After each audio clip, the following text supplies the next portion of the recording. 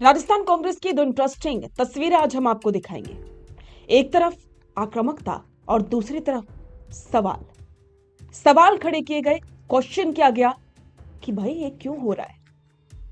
नमस्कार, स्वागत है आप सभी का द फैक्ट इंडिया पर और मैं हूं आपके साथ पूजा जादौन।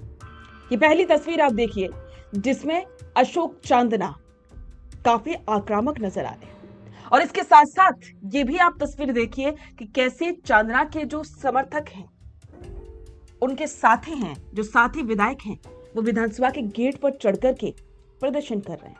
तीन तीन विधायक एक किसी भी छात्र नेता की तरह। क्या ये शोभा देता है? सवाल उठाए। और दूसरी तरफ गोविंद सिंह डोटासरा पीछे से आते हैं और कह रहे हैं कि भाई ये क्या कर रहे हो। ये वीडियो आप देखिए, फिर हम आगे बढ़ते हैं। विधायक को कैसे रोकोगे आप? कौन हो आप?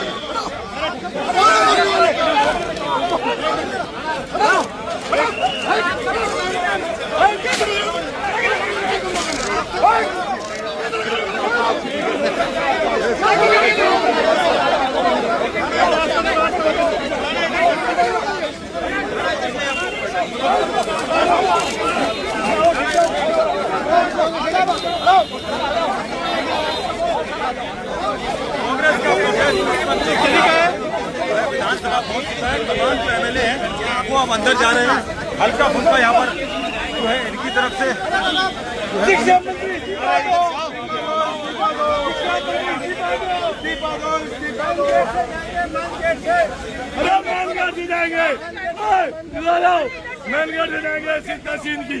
मेन खोलिए आप गेट नहीं बंद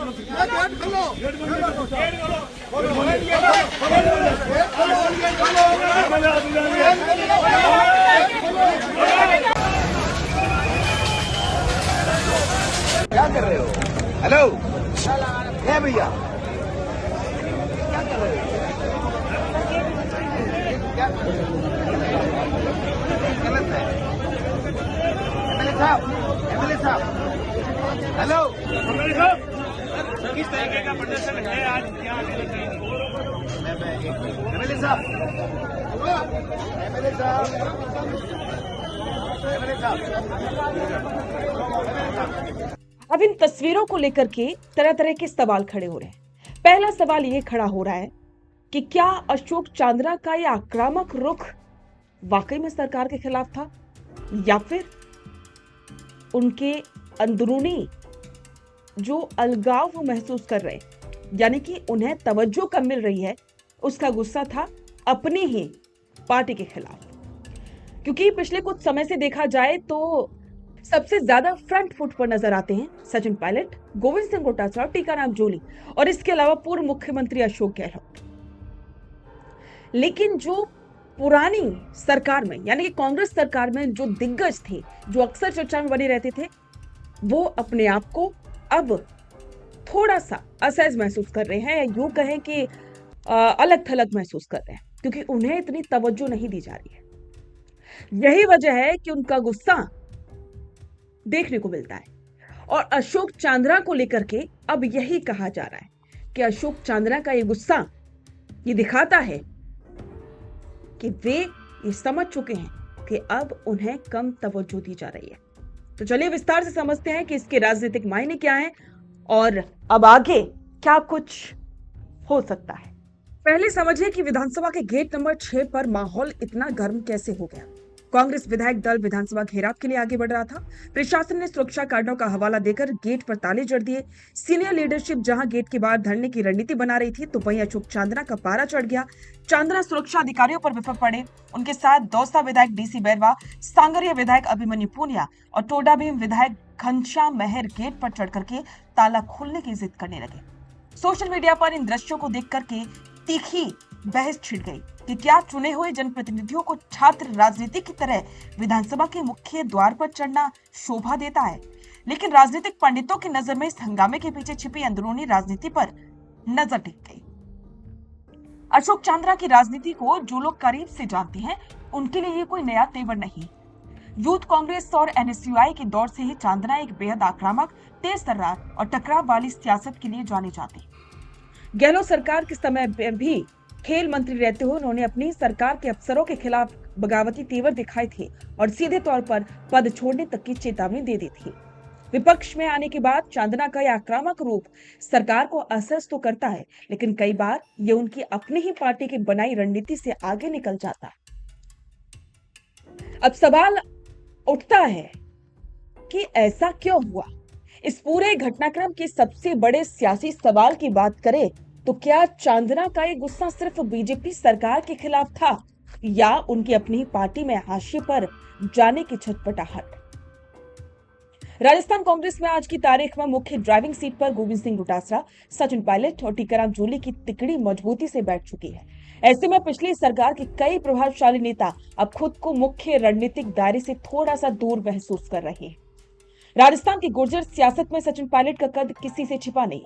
चांदना ने हाड़ौती में अपना एक अलग और मजबूत जनाधार जरूर तैयार किया है, लेकिन जब पूरी कांग्रेस पायलट डोटासरा की केमिस्ट्री के इर्द गिर्द केंद्रित होने लगती है तो चांदना जैसे नेताओं के लिए अपनी स्वतंत्र आक्रामकता के जरिए अपनी मौजूदगी और अहमियत दर्ज कराना एक राजनीतिक मजबूरी बन जाता है। धरने पर बैठे शीर्ष नेताओं से अलग गेट पर चढ़ने वाले विधायकों में चांदना के साथ पूनिया और बैरवा जैसे युवा चेहरे थे। ये दिखाता है कि सदन के बाहर युवाओं की पंक्ति में चांदना अपनी लीडरशिप स्थापित करने की कोशिश कर रही है। इस पूरे घटनाक्रम ने कांग्रेस को दो अलग अलग चेहरों को एक साथ बेनकाब किया। डोटासरा, पायलट और जूली का जमीन पर बैठकर के धरना देना एक संयमित, परिपक्व और लोकतांत्रिक विरोध का संदेश दे रहा था जो सीधे आम जनता को जोड़ता है। और दूसरा चेहरा चांदना और उनके साथियों का गेट पर चढ़ना भले ही कार्यकर्ताओं में क्षणिक जोश भरता हो, लेकिन ये मर्यादा और गरिमा के सवाल भी खड़े करता है। सवाल यह है कि क्या कांग्रेस के भीतर ये दोहरी रणनीति पहले से तय थी या फिर नेताओं के बीच आपसी तालमेल और संवाद की कमी का नतीजा थी? राजस्थान की राजनीति में आगामी दिनों में यह मुकाबला दिलचस्प होने वाला है। एक तरफ सरकार को घेरने की चुनौती है तो दूसरी तरफ कांग्रेस के भीतर अपनी पहचान और जगह बनाए रखने की खींचतान। अशोक चांदना का रौद्र रूप विपक्ष के संघर्ष की धार है। यह पार्टी के भीतर अपनी मजबूत जमीन तलाशने की कोशिश आने वाला वक्त तय करेगा। विधायकों के इस तरीके के विरोध प्रदर्शन और कांग्रेस की इस अंदरूनी सियासत पर सवाल खड़े हो रहे हैं। कांग्रेस के अंदर गुटबाजी, नाराजगी कोई नई बात नहीं है, ऐसा अक्सर होते आया है। अब अशोक चांदना का ये रूप भी कोई नई बात नहीं है। आप जब भी अशोक चांदना सड़कों पर दिखाई देते हैं तो वह ऐसे ही दिखाई देते हैं। तो अब देखना होगा कि अशोक चांदना आगे क्या कुछ करते हैं।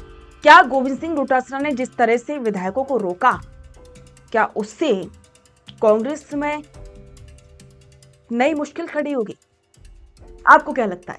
इस पर आपके विचार कमेंट बॉक्स में साझा करें और बने रहें द फैक्ट इंडिया के साथ। अपना पॉडकास्ट शुरू करना चाहते हैं और चाहते हैं कि पहले दिन से उसे लाखों लोग देखें, तो अब ये पॉसिबल है जयपुर में।